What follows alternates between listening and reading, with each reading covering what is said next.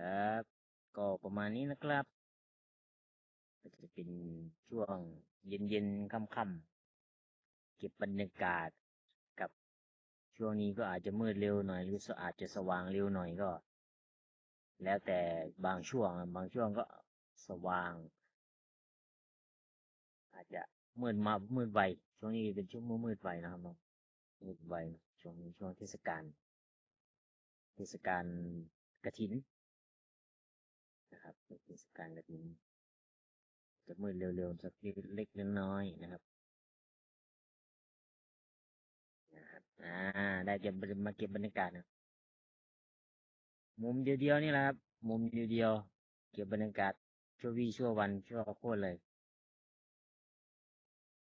ครับก็จะได้บรรยากาศประมาณนี้ครับช่วงนี้ฝนตกครับพื้นอะไรก็จะแฉะไปนิดนึงนะ